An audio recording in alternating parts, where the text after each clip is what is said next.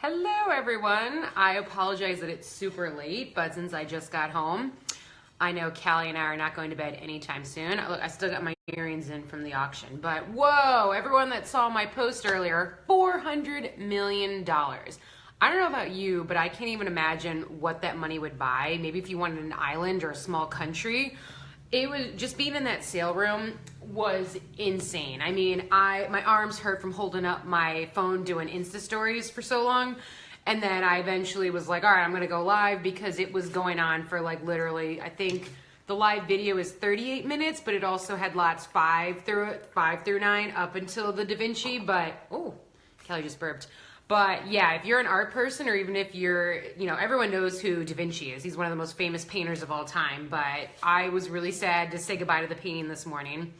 Boo. But yeah, so sorry, my headline for this video has nothing to do with Leonardo DiCaprio, but of course the namesake of the painter himself was there like he always is for our contemporary sales, and I missed him by 5 minutes. I just wanted to get home to Callie, and my friend texted me. I should have gone to the bathroom with her before I left the auction, but of course I didn't, and she's like, guess who I saw on the stairs? I'm like, no, I missed him, and I love seeing him. I mean, I almost want to tease him and be like, did someone from your family buy it? But I don't think his family has that kind of money. But still, amazing historical event. I saw that painting at least 4 times in person, and if you live near New York City, shame on you for missing it, because I don't know who is the new owner of this painting, but I'm very sad it's going to be leaving Christie's. But at least I said goodbye today. Okay, anyway, digging right in because I want to get my message across, because obviously I always have healthy, fun tips to share with you guys, and I just really wanted to talk about my marathon training. And I gotta tell you, yes, like, I'm a long distance runner. I've been doing it for a long time, but marathon training is no joke, and it's way different than half marathon training. And I just wanted to go live to share with you that if you're someone who is feeling, you don't know how to train, or you don't know how to get started, or you're wondering how I am doing so well, my times, the fact that my bad knees are feeling so strong and good. And I'll tell you right now, I mean, you definitely need to pick a schedule that fits your needs. And actually, it was really funny. My other fellow long distance runner, Alex, he was like, what's up with the green and the orange? Is that some secret that Kim shares? No, it's because my dog ate my green Sharpie. I had a good laugh at that story, and I'm sure you will too if you're watching this. But I make sure to print this so that I visually see it when I'm done, and it gets an awesome check when I'm done for the run for the day. So that's very helpful. But I also make sure to pay attention to when I'm eating, and I don't stress. Like, as you know, I love getting my abs. I never thought back in the day before I did Beachbody programs I would ever get abs. So of course, yes, that's always on my list of things to try to work for. But marathon training, I'm like, you know what? I had 3 slices of pizza for lunch today and no regrets. My body needs the carbs. I find myself constantly hungry all the time, so I'm making sure to add more carbs to my daily intake of food. And what also I've noticed is that I hear people all the time that say, oh, I'm not a big water person. If you're not drinking enough water, you're gonna feel more fatigued, you're gonna feel more sore, and you're gonna be exhausted after a long run. And I don't know if you've been keeping up with my very busy schedule earlier in October, because I did a lot of fun pre-Halloween and beginning of fall activities. I made sure to get the runs done with before I had fun with my friends or did various activities. And yeah, my body was tired, but I was able to stay awake and do all the fun things that I wanted to because I was drinking enough water. So that's another tip I wanted to remind people. And also too, I mean, I went ahead and did the research on my own because I didn't pay a running coach to work with me. Yes, I got amazing advice from fellow marathoners that really gave me some good guidance on how to get started and not to let, all the emotions get to me of training for this, because it's no joke. And I mean, this is no judgment to people that just wing it.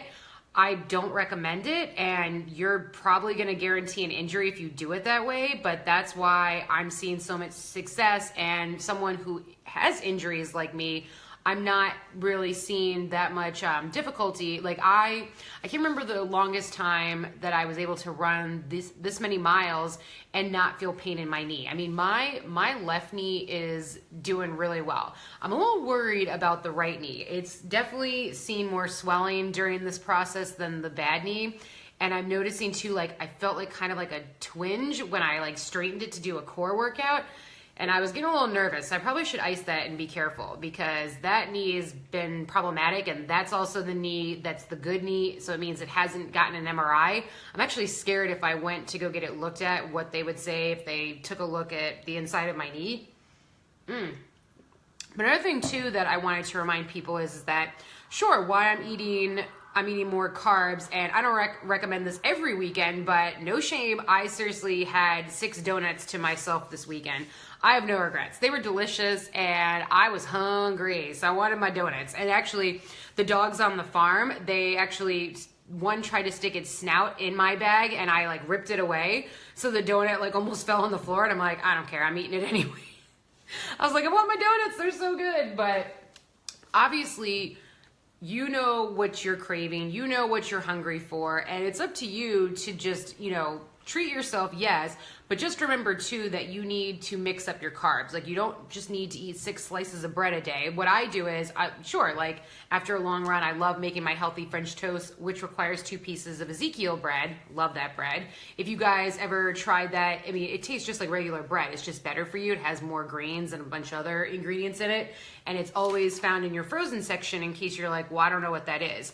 But if you Google it, and I know Whole Foods has it, and Trader Joe's, and a couple of other stores, so I don't know what your local grocery store is, but it's really good bread. I recommend it. But I also make sure to use rolled oats throughout my day. I use sweet potatoes. It's like my favorite carb. It's delicious. So there's so many other choices besides bread to get your carbs in for the day. And that doesn't mean like because you ran, 5 miles to eat donuts every day, because that's not going to be healthy or helpful for you. So you just really want to make sure that you're paying attention to what you're eating. You want to make sure you don't starve yourself throughout the day. You want to make sure that you're not just drinking coffee and soda, because you really need your water big time. And then I also, I've shared too on my fitness page, but instead of Gatorade, because it's too much sugar. I mean, obviously, sure, it's not going to kill me if I'm running the distance that I'm running, but I use our Beachbody Performance line, which is incredible. They've got, you always see my yellow BFF. That's the pre-workout drink that I have, but there is one called Hydrate that only has 5 grams of sugar compared to the 20 to 30 range grams of sugar in a Gatorade serving. So I use 2 packs of that in my little water fanny pack that I got specifically for marathon training, and it really has done wonders. And I also wanted to share too on equipment that you may have. So I'm a Brooks fan. I love the Brooks running shoes. That's my favorite. And if you don't have compression socks yet, I highly recommend getting those. They're just gonna keep the blood flow and circulation in your legs better, especially on cold training months like I'm dealing with right now. And I'm giving you all these tips because if people cut corners, especially for marathon or even half marathon training, this is why you're miserable on race day. This is why you dread doing your training runs all the time. This is why you may injure yourself, or this is why you may just have a bad experience, and then you start telling people I hate running. And I say this all the time, that there's going to be points of your fitness running journey that, yes, you're not going to like, you're going to hate it. Do you think I like getting up early every morning? I mean, I'm surprised I haven't crashed yet, but I'm on a high from seeing that amazing painting sell for $400 million. But yeah, the struggle is freaking real, guys. I mean, this is an 18-week schedule that I'm following, but I know that this is going to make me a stronger runner, and it's going to make me more prepared for race day. And all these little tips that I just gave you, make sure you write them down if you're going to watch the replay, because they do go a long way. And don't forget too, the rock tape, this is genius. This is my best friend, because yes, I love my patella holders for shorter distance runs, just to make sure my kneecaps stay straight like they're supposed to. But that tape, it just keeps the sore muscles and the joints nice and loose and hot, because I don't know, something in the tape just helps your problem areas so much better. So I've actually been dealing with a big toe kind of slight annoyance. So I've been taping up my toe. I'm also taping up my knees for every long run. And it's just great to be, yeah, of course my body is sore, but I don't have any chronic knee pain, which is amazing. And it's because of the mixture of trying to get more sleep. Yes, I'm struggling with that during the weekdays, but the long runs, I am getting more sleep, more water, making sure to mix up my carbs, and just making sure to just treat the process like with respect, because the long distance, it's no joke. And I'm telling you, like the last couple of miles that I do, it feels like they added more to a distance of a mile. I'm like, are you sure it's not 1.5 miles? Are you shitting me? Is this really the same distance that I ran in the beginning of a long run? It is, unfortunately. All right, so yeah, a lot of good information about running, but I just wanted to share some of my tips with you because, I mean, and again, this is not calling anybody out, but if you've been too lazy to do your own research, or you just don't have the motivation, or you feel stuck and you're like, you know what, I've tried to go running, I don't like it, I hate it, and I just want you to take a minute and think about, what are you eating? How are you preparing for a run? Are you staying hydrated? And all these things do add up, guys. And you know what, too, if it also helps, for all my LuLaRoe fans out there, those leggings are amazing. I actually prefer them when it's so damn cold outside, because all the nice fuzzy feeling of like the material just keeps my legs so warm for a long run. I'm like, yeah, leggings, thank you. And they're cute too, because come on, a cute Disney shirt or Disney pants for a workout, that's going to motivate you to get out the door as well. So I hope this helps for anyone that has felt stuck in a runner's rut, or you want to try a 5K, or you're like, well, I'm kind of getting bored of doing half marathons. You might be like me. You might need to up the ante and do a full marathon. And yes, I'm already thinking about entering the lottery for next year. We may see, I may try to, I don't know, this is just thinking out loud, but I would love to do the New York City full marathon, but I don't want to win the lottery for next year because I haven't even ran the 20 miler yet. So I'm telling myself, you need to chill out and get through this one before you even think about doing a second one. If I do, I don't know. My knee doctor may reassess me after this marathon and tell me, Kim, don't even think about it. Otherwise, you're going to have to get knee surgery. Then that'll make my decision really easy. But okay, enough talking. So if you want to, on my personal page, on this page, I did share the Christie's live video of the DaVinci painting going for sale. And then I also did a lot of fun Instagram stories. So if you follow me on Instagram, head over to there and you'll see my reaction too. You hear me in the background being like, oh my God, especially like, I mean, it's exciting. If you've never been in an auction room, just the intensity and like, you know, hundreds of people in there. And of course now in this day and age, everyone's got their smartphones up, taking pictures, live videos. But the auctioneer just gets so into it, and just seeing people whisper, you know, to their clients on the phone. I don't know who bought it yet, but they'll probably tell us more information tomorrow, so stay tuned for that. But truly amazing night in history. And you know what? Not all employees got to be in that sale room, so I feel very blessed and honored that I got to witness that firsthand.